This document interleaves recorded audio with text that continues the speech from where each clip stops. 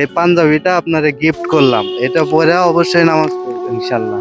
আর আমাদের জন্য দোয়া করবেন যাতে সবাইকে আমরা সাহায্য সহযোগিতা করতে পারি। ইনশাল্লাহ। তো পছন্দ হয়েছে কি? জি, পছন্দ হয়েছে। তো আসসালামু আলাইকুম বন্ধুরা, আজকে একজন রিক্সাওয়ালা ভাইয়ের সাথে একটু মজা করব।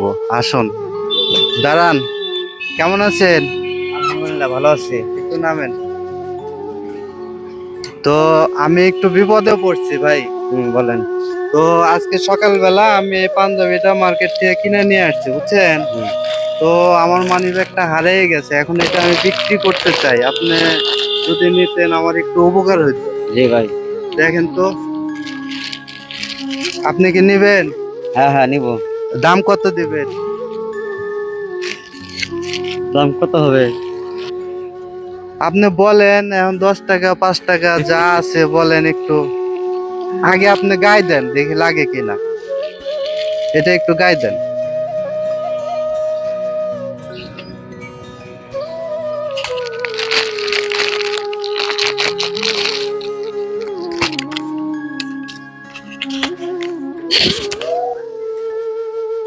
শার্টের উপর দিয়ে গায়ে দিবেন। তো আপনার বাড়ি কোথায়? বাড়ি হলো ধনবাড়ি। ও, ঈদের কেনাকাটা করছেন কি? করছি হালকা পাতলা কিছু। আপনার জন্য কি নিছেন? আমার জন্য শার্ট কিনছি একটা, আর লুঙ্গি কিনছি। ও, পাঞ্জাবি কিনেন নাই? না।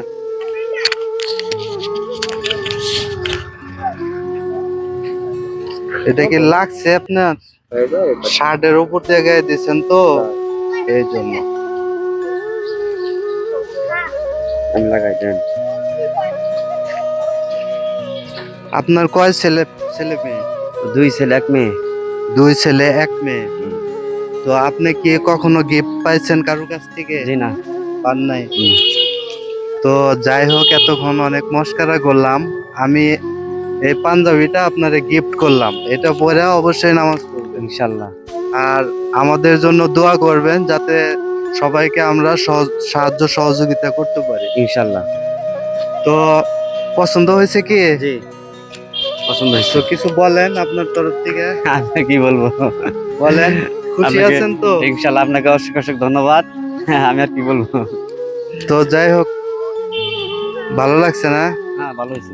এখানে কি ফ্যামিলির সবাই থাকেন? জি, সে ফ্যামিলি সহ। আপনার ওয়াইফ, আপনার ছেলে মেয়ে এখানে হ্যাঁ, থাকেন? সব এখানেই। আপনার বাবা মা আছে? হ্যাঁ, বেঁচে আছে। তো আপনার বাবা মা কি কি আপনি দেখেন?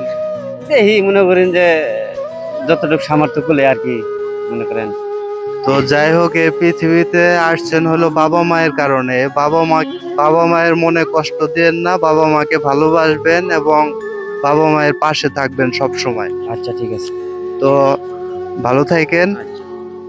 আচ্ছা, জানতেন।